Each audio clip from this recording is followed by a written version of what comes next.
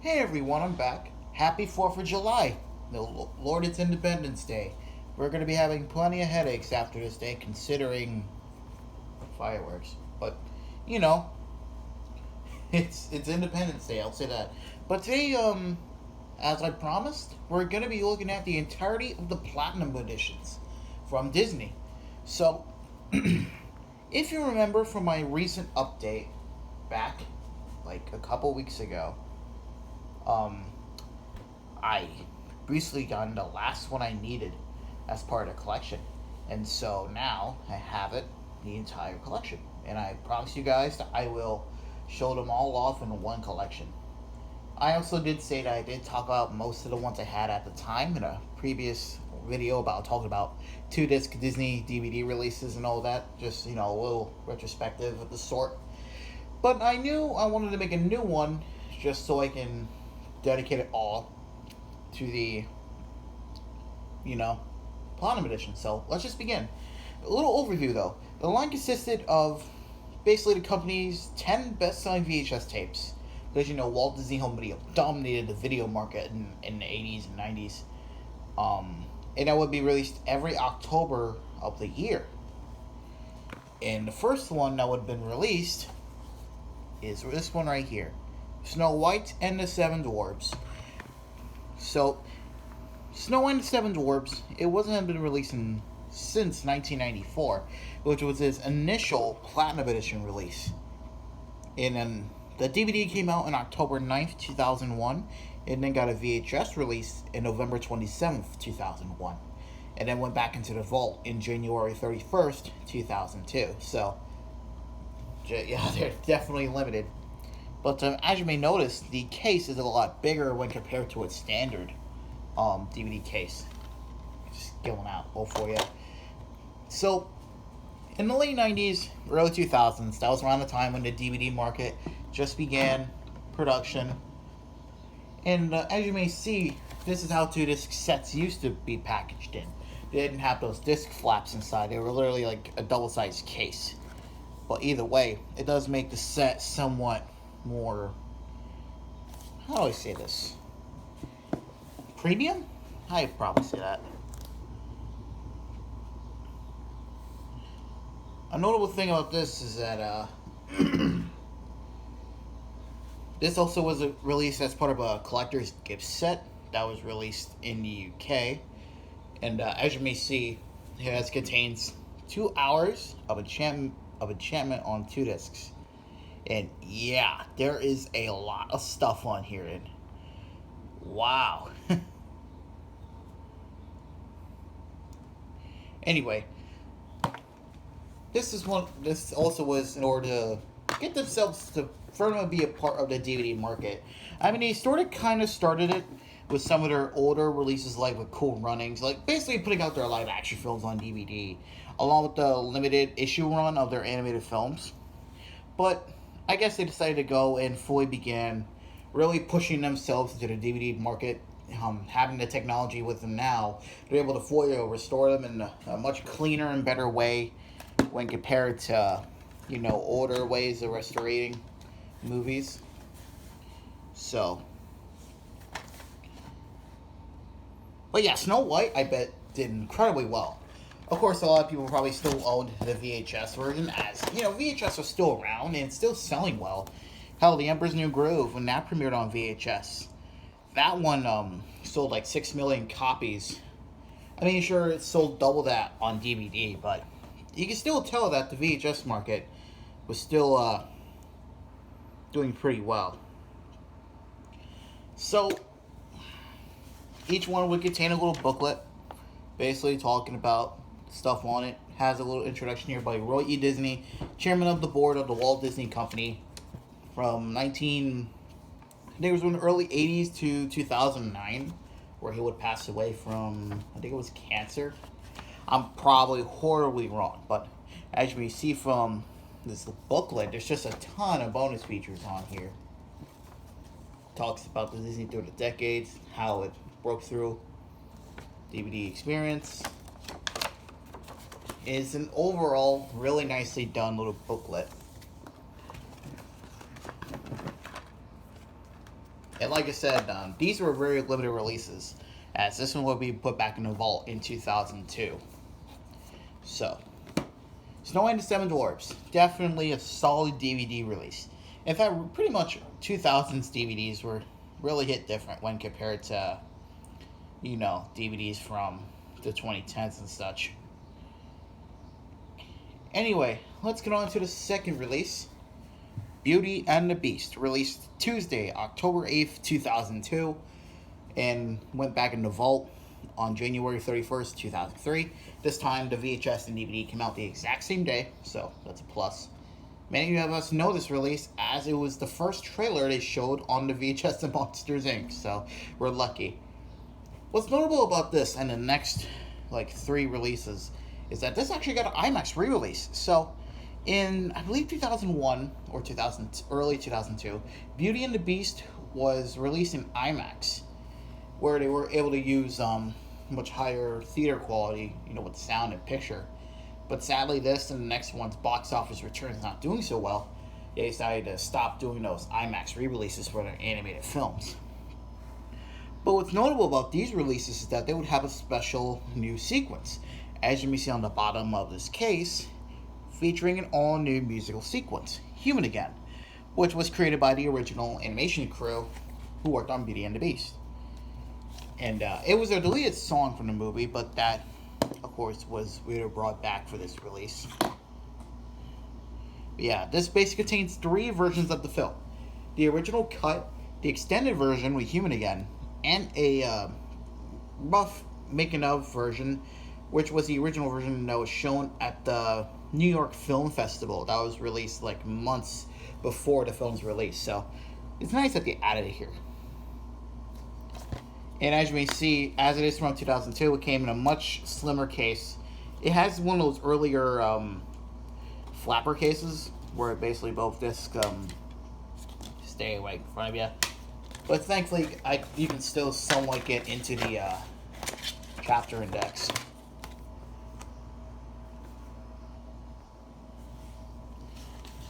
This one also has a little insert here by Don Hahn, who is the producer. Well-known a member from the Disney family. Seriously, he's a wonderful man. You gotta take a look at this stuff. He does really good work. But yeah, it talks about, of course, here's all the bonus features it contains.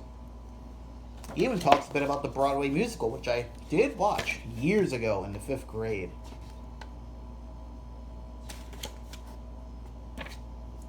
But yeah, Beauty and the Beast.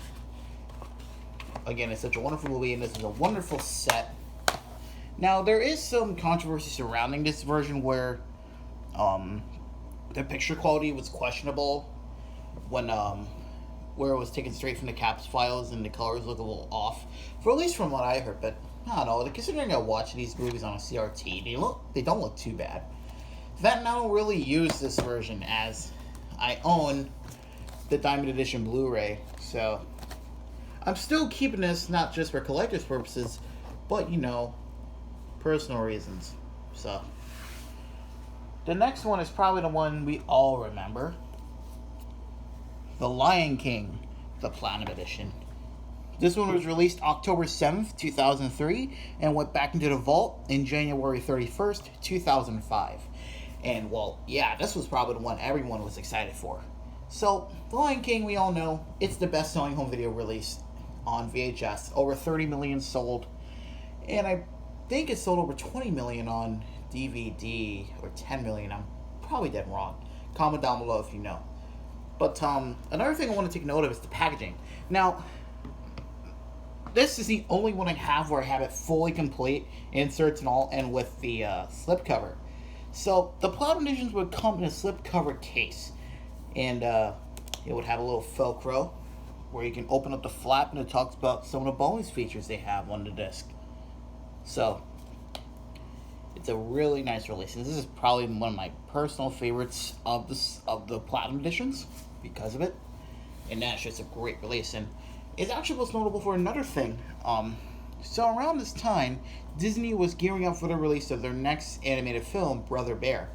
And they decided to put the trailer of the movie on the Lion King DVD here, since, I guess they kind of knew this was going to sell exceptionally well, so either way, Brother Bear still underperformed, which is a shame, but at least people got The Lion King, so. Like Beauty and the Beast before it, The Lion King was also released in IMAX, where it also came an all-new song, The Morning Report, which was another deleted song. The song will later be featured in the Lion King Broadway musical, and pretty much is another version of the movie entirely. So there's two versions, the original version and the special version. What's also notable here is that some scenes are actually reanimated. Most notably the I Just Can't Wait to Be King number, there's a selection of alligators singing to the song. Those are reanimated. In fact, if you compare it from the original VHS release to this, which they still use, definitely a difference. What's notable about this release is that this is the first of the Platinum editions to use the Disney Enhanced Home Theater Mix. Basically, if you have a home theater system, you basically got yourself a movie theater. Basically, some of the best video, like sound quality you can probably get out of this release. Anyway. But yeah, the Platinum Edition of The Lion King is probably the best one you can get. What's notable is that the bonus features here, they actually have a little bonus index because there's actually copied somewhat all throughout each part here. It's hard to explain. They probably talk about it here. Of course, they talk about the restoration, the 5.1 home theater mix. So here's what I mean. There's a whole journey, like there's multiple journeys. They can go through the music journey, stage journey, film journey. Basically, each one containing a select number of bonus features. Of course, they talk about also Timon and Pumbaa's virtual safari. A few of the games they have on here. Like I said, the bonus feature index. And just overall, this is a big set, and I probably say this is my second favorite of the bunch. So yeah, there's The Lion King. The next one we have is Aladdin. Released October 5th, 2004, and got put back in the vault on January 31st, 2008. This one is another one of a recent, well, sort of recent one.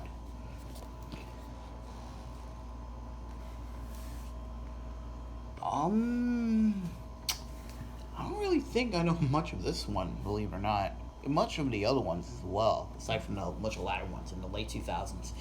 But this did come, I believe, as a gift set with the two direct-to-video sequels, The Return of Jafar and The King of Thieves.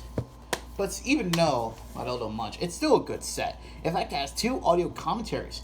One with the directors, Ron Clements and John Musker, and an animator's commentary with the directing animators. You know, Eric Goldberg, Andrew Stasia, Randy Cartwright. It's a really nice set.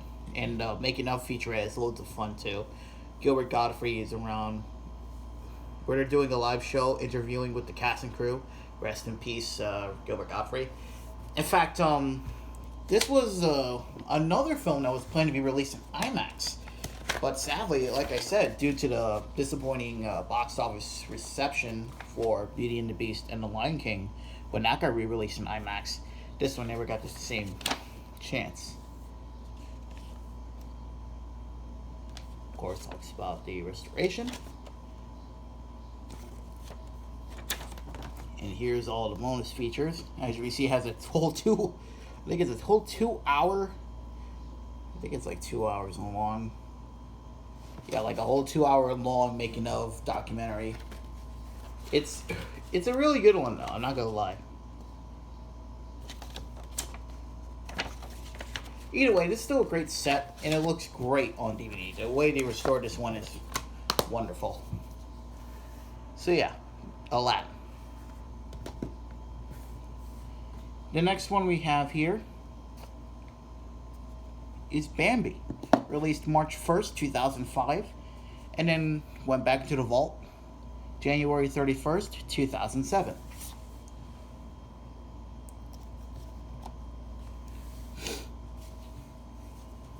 like I said, I don't really know much of any of these other ones, but one thing I must talk about is that this is when Disney started less.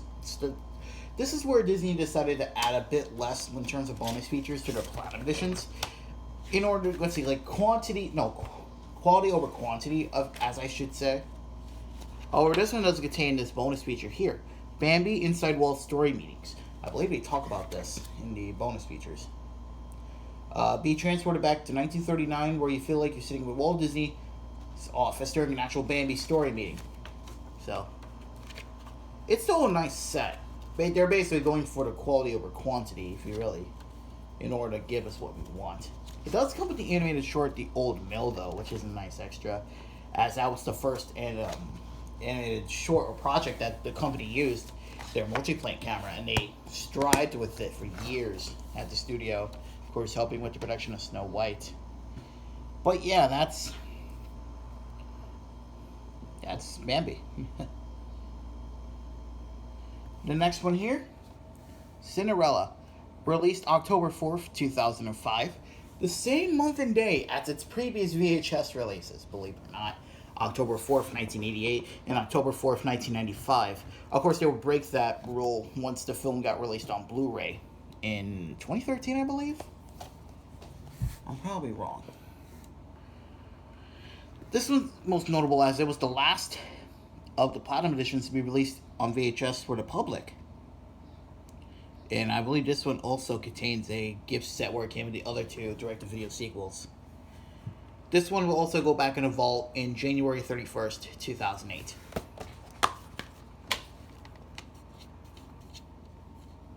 Here's disc 1 and disc 2. As you can see, the background has no color. It's just literally just graphics on there. No background illustrations, which I always like those kinds of discs. Not gonna lie. This one here, I believe this is also the last of the Platinum editions to be having a book, because starting with our next one, it would come in like a photo sheet for the DVD guides.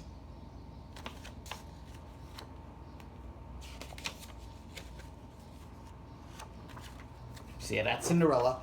This is also apparently, according to the DVD guide, to be the noisiest restoration they've done. They had a lot of hiss in this release.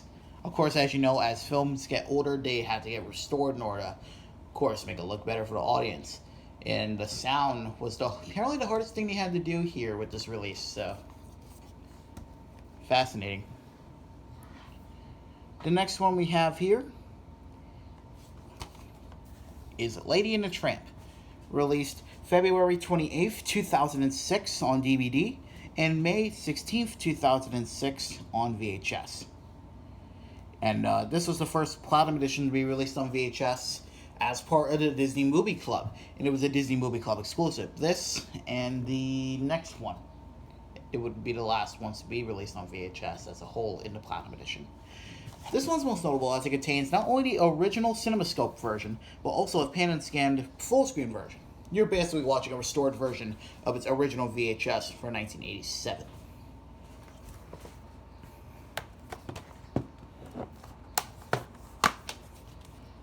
This is also the time where Disney decided to go with these kind of disc art, these photographic, no, not phonographic, I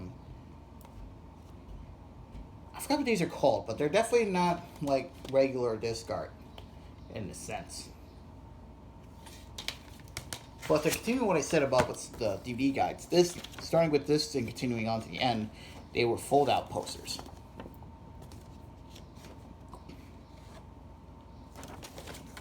Still, though, this is a nice set. And it is nice that they had a full-screen and widescreen version. It would be really nice if they went and restored the full-screen, like, Academy version that they made. Because back in 1955, not all theaters had widescreen CinemaScope. So a lot of companies made two versions of their movies or shorts. Most notably with MGM, where they started making CinemaScope shorts of Tom and Jerry. Some of the first shorts they made, like Pet Peeve, Touche Pussycat, Southbound Duckling, those were released not only in CinemaScope, but also made reframed for 4x3. And they did the same with Lady and the Tramp, so it's nice that they did that. Oh well, it's still nice to have it. The next one we have, probably my personal favorite. Well, third. The Little Mermaid, the Platinum Edition, released October 3rd, 2006 on DVD and January 3rd, 2007 on VHS. It was the second to last Platinum Edition to be released on VHS on the Disney Movie Club. And let me see here. According to my research, it also had a gift set with its other direct-to-video movies, The Little Mermaid 2, Return to the Sea, and The Little Mermaid, Ariel's Beginnings. So, of course, this was the one that jump-started the Disney Renaissance, and yeah, this is a really good movie, not gonna lie. And the restoration here is wonderful. Unlike the other movies that were released on the Disney Renaissance, this one was, well, cel animated, so they had to do a different type of restoration when compared to the others, where they could just take their digital files and just spruce them up. No, they had to go through each frame of the cell or the full film in order to fully restore it, as you may tell from this before after shot here. This also contains my personal favorite when it comes to the Make It Up documentary on here, which I'll show in a moment. Here's disc 1 and disc 2. Let's see, what's it called?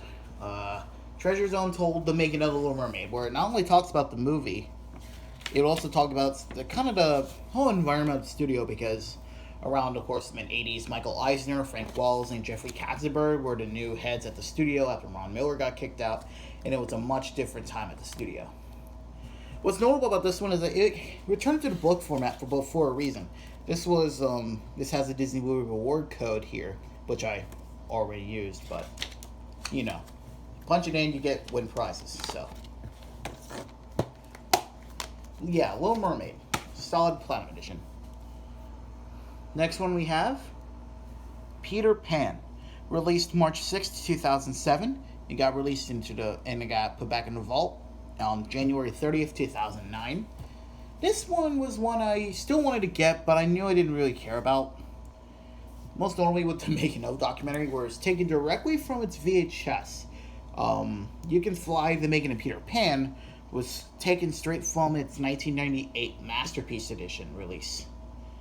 I mean, it's still nice that they even have it on here, considering. But, you know, it's kind of disappointing.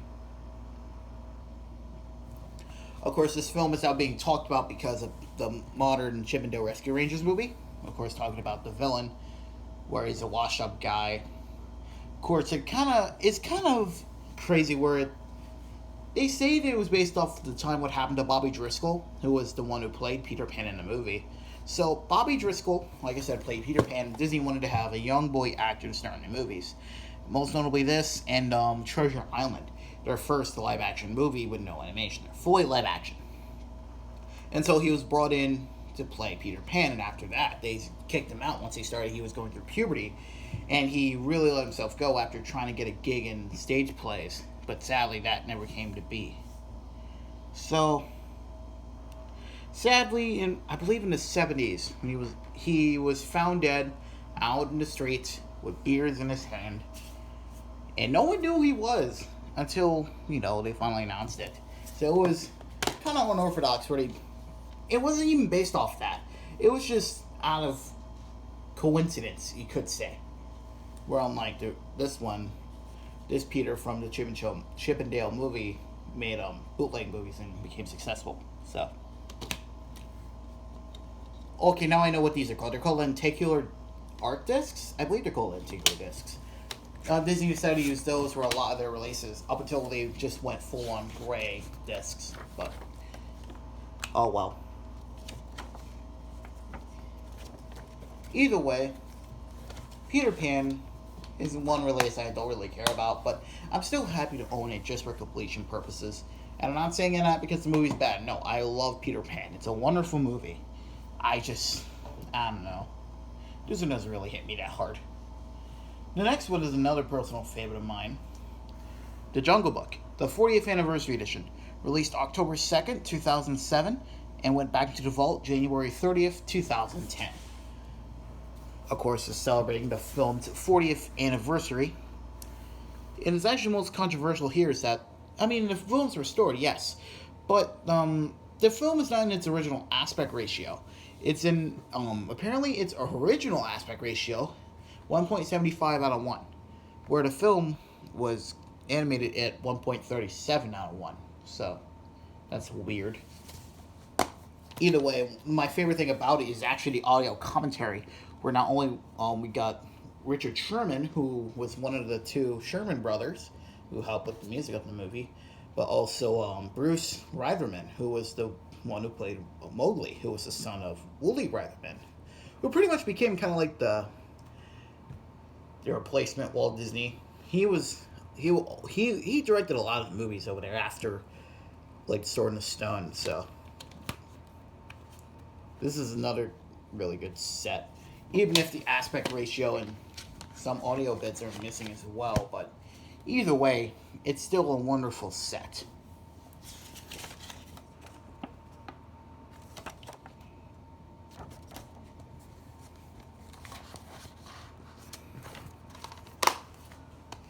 Alright, we're finally getting into the late 2000s. Well, we already were in the late 2000s, but no. Next one up, 101 Dalmatians. Released March 4th, 2008, and went back to the vault January 30th, 2010.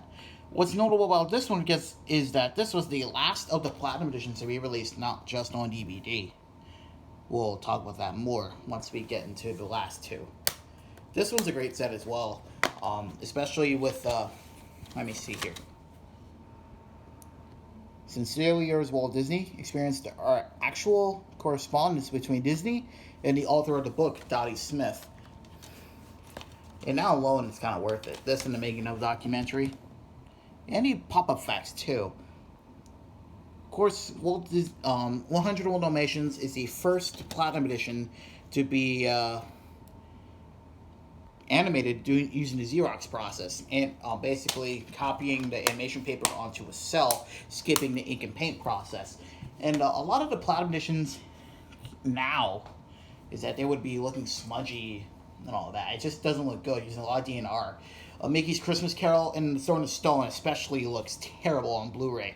Thankfully with this one it looks great. Alright, the next one, Sleeping Beauty. Released, pardon moi, October 7th, 2008 on DVD and on Blu-ray. Yes, Sleeping Beauty was the first this was the first of the hand-drawn films to be released onto Blu-ray and of course DVD, and it went back in the vault January 30th, 2010. And of course it has its original aspect ratio. In fact, it's wider than the original release, even 2.55 on a 1. It was the first animated film to be produced in 70mm Technorama. Of course, you're better off trying to find the Platinum Edition, especially now considering the Diamond Edition is definitely a big downgrade when compared to the Platinum Edition. Still though, this is a great set, and I love the audio commentary where, let me see, Leonard Maltin, John Lasseter, and I believe Andrew were commentating on the movie. It's great stuff. Of course, now John Lasseter we can't really talk about, but, you know, still neat. And the final of the Platinum Editions is Pinocchio. Released March 10th, 2009, and April 30th, 2000. March 10th, 2009 on DVD and Blu-ray, and went back into the vault April 30th, 2011. This one's definitely my personal favorite when it comes to the restoration. It looks stellar. I dare say it's their best restoration work. This, and of course the Pixar films, but Pixar does those stuff, so I can't really count them. Of course, if you got the Blu-ray, you would only get the first disc of the DVD. But of course, the Blu-ray release came with 2 discs, so this also contains my personal favorite when it comes to the audio commentary. Leonard Maltin, Eric Goldberg, and who was the other one? and another historian. But it also contains my personal favorite of the making of documentaries, No Strings Attached. It's a near 1 hour documentary about how the film was made, and it's wonderful. But yeah, after this, Disney decided to go full on into the full on Blu-ray. Okay, let me repeat that. So after the Platinum Edition was released, Disney decided to go full on onto the on Blu-ray. Of course, you don't know with the higher storage capacity, HD video. So of course they continue with Snow White, continue onwards. So like Beauty and the Beast, of course, Lion King, Little Mermaid, up until Aladdin, and now they're doing the signature editions. Although I believe they stopped. But yeah, that's the entirety of the Platinum Edition. Hope you guys enjoyed this long video. Lord knows I'm getting tired. Till then, hope you guys see you next time in the next update. Till then, stay safe. Enjoy Independence Day.